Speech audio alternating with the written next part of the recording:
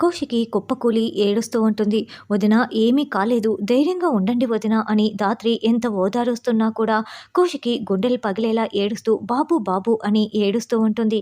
నిషి వెంటనే బాబుని తీసుకొచ్చి కౌశికి చేతుల్లో పెడుతుంది. నిషి, వైజయంతి కూడా కౌశికి అలా ఏడుస్తూ ఉంటే కొంచెం ఫీల్ అవుతూ ఉంటారు. "వదిన, మేమందరం ఉన్నాము. ఇక నీకేమీ కాదు" అని ధాత్రి ధైర్యం చెప్తూ ఉంటే కేదార్ కేదార్ ఎక్కడా అని కౌశికి అంటుంది. అప్పుడే కేదార్ పరిగెత్తుకుంటూ అక్కడికి వచ్చి, "అక్క, నేను ఇక్కడే ఉన్నానక్క. అసలు నిన్ను వదిలి వెళ్ళి ఉండకూడదక్క. ఈ క్షణం నుంచి నిన్ను కనిపెట్టుకొనే ఉంటానక్క. మేము ఎక్కడికి కూడా వెళ్ళము. ఇప్పుడు మేమంతా మీకు ఉన్నామక్క. నీపై చెయ్యి చేసుకొని నీ జీవితాన్ని నాశనం చేయాలనుకున్న వాడి అంతు చూస్తానక్క. వాడికిక దినదిన ఆయుష్ గండమే. నీపై చెయ్యి చేసుకున్న వాడి రక్తం కళ్ళ చూస్తాను. వాణ్ణి నీ ముందు మోకరిల్లేలా చేసి నీకు క్షమాపణలు చెప్పిస్తాను. వాడి రక్తంతో నీ కాళ్ళు కడిగిస్తానక్క. నేను వాణ్ణి అస్సలు వదిలిపెట్టనక్క. ఈ క్షణం నుంచి వాడిని వెతుకుతూనే ఉంటాను. వాణ్ణి పట్టుకొని నీకు క్షమాపణలు చెప్పిస్తానక్క. వాడు ఇంకోసారి ఇలాంటి పని చేయాలంటే కూడా భయపడేలా చేస్తాను" అని కేదార్ చెప్పి వెళ్తూ ఉంటే, "ఆగు కేదార్" అని కౌశికి అంటుంది. "తొందరపడి ఎలాంటి నిర్ణయాలు తీసుకోవద్దు. నన్ను ఇంత క్షోభకి గురి చేసిన వాడి పాపాన వాడే పోతాడు. కానీ వాడు నాకు చావు భయం చూపించాడు. ఇంకా నేను అది మర్చిపోలేకపోతున్నాను" అని కౌశికి ఏడుస్తూ ఉంటుంది. "ఊరుకో అమ్మి, నీకు పిల్లలకి ఏమీ కాలేదు కదా" అని వైజయంతి ధైర్యం చెప్తూ ఉంటుంది. "అత్తయ్య గారు, వదిన్ని నేను చూసుకుంటాను. మీరిద్దరూ వెళ్ళి పడుకోండి" అని చెప్పడంతో "అలాగే నమ్మి" అని వైజయంతి, నిషి వెళ్తారు. "వదిన, రెస్ట్ తీసుకోండి" అని ధాత్రి చెప్తూ ఉంటుంది. "అయ్యో, ఏ ఆడపిల్లకి కూడా ఇలాంటి కష్టం రాకూడదు" అని వైజయంతి చాలా బాధపడుతూ ఉంటే, "అత్తయ్య గారు, ఇప్పుడు కౌశికి వదిన సేఫ్గానే ఉంది. ఇప్పుడు మన సేఫ్ గురించి మనం ఆలోచించాలి" అని నిషి అనడంతో, "అవును కదా, నేను ఆ విషయమే మర్చిపోయాను" అని వైజయంతి అంటుంది. "ఏంటత్తయ్య, ఈ యువరాజు ఫోన్ కూడా తీయటం లేదు. అయినా కూడా ఆ రౌడీ వేధవతో ఈ డీల్ మాత్రమే మాట్లాడాడా? లేకుంటే ఇలా కూడా చేయమని మీ అబ్బాయి మాట్లాడాడా?" అని నిషి అంటే, "చిచి, అబ్బోడికి కౌశిక అంటే చాలా ఇష్టం. వీడే ఏదో సచ్చినోడు ఈ రౌడీ వేధవ ఇలా చేసి ఉంటాడు. అలా మాట్లాడకమ్మి" అని వైజయంతి అంటుంది. "అమ్మో, తెల్లవారిన తర్వాత ఆయనకు కూడా ఈ విషయం తెలిసి మనమే ఇదంతా చేయిస్తామని తెలిస్తే ఏటికొకరిని మనల్ని ఆ కేదార్ గాడు నరుక్కుంటూ వెళ్తాడు. అయ్య బాబోయ్, ఇదంతా తలుచుకుంటుంటేనే భయంతో వణుకు వచ్చేస్తుంది. దీని బదులు వాళ్ళ చేతిలో చచ్చే బదులు హార్ట్అటాక్ వచ్చి చస్తే బాగుంటుంది" అని వైజయంతి, వెంకన్న స్వామి, నువ్వే కాపాడాలి" అని వేడుకుంటూ ఉంటుంది. "అవునత్తయ్య, మన ఫ్యూచర్ మనకు కనిపిస్తోంది. నాకు కూడా చాలా భయమేస్తోంది. మనకు ఇదే చివరి రోజు" అని నిషి అంటే, "ముందే నాకు చాలా భయమేస్తుంటే నువ్వు ఇంకా భయంతో వణికించేస్తున్నావు ఏంటమ్మి" అని వైజయంతి వణికిపోతూ ఉంటుంది. కేదార్ కారు దగ్గరికి వెళ్ళి మొత్తం కూడా వెతికి ఏదో ఒక స్లిప్ని చేతిలో పట్టుకొని, "రే, నువ్వు నాకు దొరికిపోయావురా, దొరికిపోయావు" అని అనుకుంటూ ఉంటాడు. ఇక ధాత్రి బాబుని ఒళ్ళో పడుకోపెట్టుకొని, కీర్తి, కౌశికి ధాత్రి ఒళ్ళో తలలు పెట్టుకొని ఉంటే జోకడుతూ ఉంటుంది. ఇంకోవైపు రౌడీ వెధవని తలుచుకుంటూ కోపంతో రగిలిపోతూ ఇంకో చేత్తో రివాల్వర్ని పట్టుకొని ఉంటుంది. తెల్లవారగానే సుధాకర్తో సహా అందరూ మళ్ళీ కౌశికి దగ్గర ఉంటారు. "చూడమ్మా, ఇదంతా ఎవరో కావాలని నీపైకి పంపించి ఉంటాడు. వాడెవడో నేను పట్టుకొని నా చేతులతో నేనే వాడి ప్రాణాలు తీస్తాను. బాధపడకమ్మా, భయపడకు" అని సుధాకర్ ధైర్యం చెప్తూ ఉంటారు. "అయినా ఎప్పుడూ లేనిది రాత్రి నాకెందుకు అంతగా నిద్ర పట్టిందో అర్థం కావటం లేదు" అని సుధాకర్ అంటాడు. అప్పుడే ధాత్రి ఆలోచిస్తూ ఉంటుంది. ఇక వైజయంతి అదే పనిగా ఒక టాబ్లెట్ ఎక్స్ట్రా ఇవ్వడం మొత్తం సంఘటన ధాత్రి గుర్తు చేసుకుంటూ ఉంటుంది. "అత్తయ్య, ఇప్పుడు మీరు కనుక ఈ టాపిక్ని డైవర్ట్ చేయలేదనుకో, మీరే ఇదంతా చేశారని తెలిసిపోతుంది" అని నిషి అంటే, "ఏందమ్మి, నువ్వు యువరాజ్ కూడా ఇందులో భాగమే కదా, నన్ను మాత్రమే ఇరికిస్తావేంటి" అని, "నాకు ముందే చాలా భయమేస్తోంది. దానికి తోడు నువ్వు ఇంకా భయపెడుతున్నావు" అని వైజయంతి అంటుంది.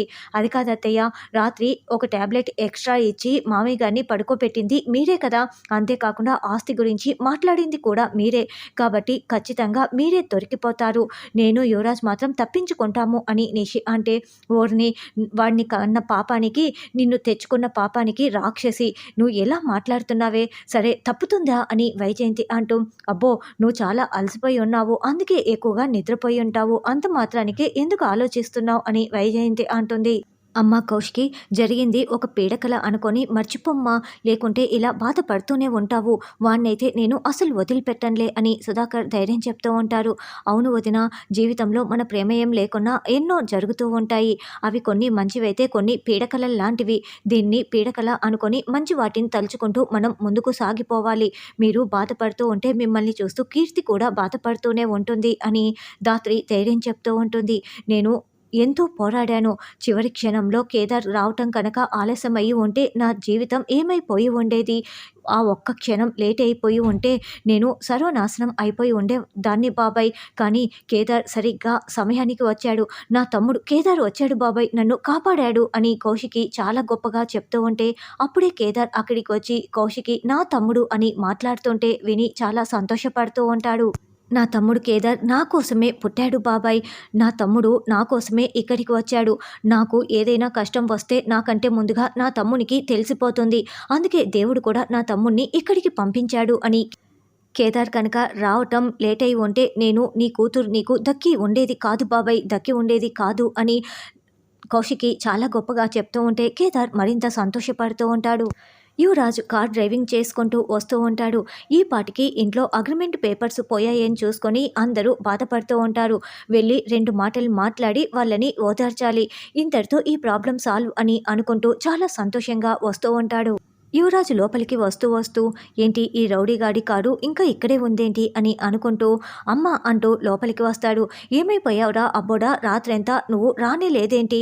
అయినా కూడా కొంచెం లేట్ అని చెప్పి ఇప్పుడా రావటం? ఎన్నిసార్లు ఫోన్ చేశామో నువ్వు తీయనే లేదు తెలుసా అని వైజయంతి పైకి కేకలు పెడుతూ, చూడబ్బోడా, ఏమీ తెలియనట్లే ఉండు, తర్వాత ఏం జరిగిందో నేను చెప్తాను అని మెల్లగా చెప్తుంది. ఏమైంది అక్క, ఎందుకలా ఉన్నావు? నిషి, ఏం జరిగింది అని యువరాజ్ అడగటంతో రాత్రి జరిగిన విషయం మొత్తం కూడా నిషి వివరిస్తుంది. ఇది యువరాజ్ జరిగింది అని నిషి చెప్పటంతో యువరాజు కోపంతో రగిలిపోతూ మౌనంగా వెళ్ళిపోతాడు. అదేంటి, ఇంత జరిగిందని చెప్పినా కూడా యువరాజ్ ఏమీ మాట్లాడకుండా అలా మౌనంగా వెళ్ళిపోయాడేంటి, అసలు రియాక్టే కాలేదేంటి అని ధాత్రి అనుకుంటూ ఉంటుంది. తర్వాత యువరాజు కోపంతో రగిలిపోతూ కార్ డ్రైవింగ్ చేసుకుంటూ వెళ్తూ ఉంటాడు. చెత్త వెధవ, నేనేం చెప్పాను, వాడేం చేశాడు? అక్కపైనే చెయ్యి చేసుకుంటాడా? అక్కని బలాత్కారం చేయబోతాడా? వాడి సంగతి ఈరోజు నా చేతిలో అయిపోయినట్లే అని వాడున్న దగ్గరికి బయలుదేరి వెళ్తూ ఉంటాడు. వదిన, మీరు తినండి వదిన అని ధాత్రి చెప్తుంటే, నాకేం వద్దు అని కౌశికి అంటుంది. వదిన, మీరు తినకపోతే కీర్తి కూడా తిననని చెప్తోంది. మళ్ళీ మీరు బాబుకి పాలు కూడా ఇవ్వాలి, తినండి వదిన అని ధాత్రి బతింలాడుతూ ఉంటుంది. అమ్మ జగదాత్రి, కౌశికి అలాగే మాట్లాడుతుంది, నువ్వు వచ్చి తినిపించమ్మా అని సుధాకర్ చెప్తాడు. వదిన, నా మాట విని తినండి వదిన అని ధాత్రి తినిపిస్తూ ఉంటుంది. ఇక కౌశికి కాదనలేక అలా ఏడుస్తూనే తింటూ ఉంటుంది. అమ్మో, ఇప్పుడు కొంచెంలో తప్పిపోయాము అని నిషి వైజయంతి అనుకుంటూ ఉంటారు. ఇక కేదార్ రాత్రి దొరికిన దాని ప్రకారం వాడున్న లొకేషన్ని ట్రేస్ చేయమని టీంకి చెప్తారు. అలా వాడున్న లొకేషన్ తెలియటంతో వెంటనే ధాత్రికి ఫోన్ చేసి, ధాత్రి, మనం బయలుదేరే సమయం వచ్చేసింది, వాడు ఎక్కడ ఉన్నాడో తెలిసిపోయింది, పద ధాత్రి వెళ్దాం అని కేదార్ అనడంతో, వాడిని ఈరోజు అస్సలు వదలకూడదు కేదార్ అని ధాత్రి కేదార్ ఇద్దరు వాడున్న లొకేషన్ దగ్గరికి బయలుదేరి వస్తూ ఉంటారు. యువరాజ్ కూడా అక్కడికే వస్తూ ఉంటాడు. మరి యువరాజే ఇదంతా దగ్గరుండి చేయించాడు అన్న నిజం ధాత్రి కేదార్కి తెలిసి అందరి ముందు బయట పెట్టనున్నారా అన్నది రానున్న ఎపిసోడ్లో తెలుసుకుందాం.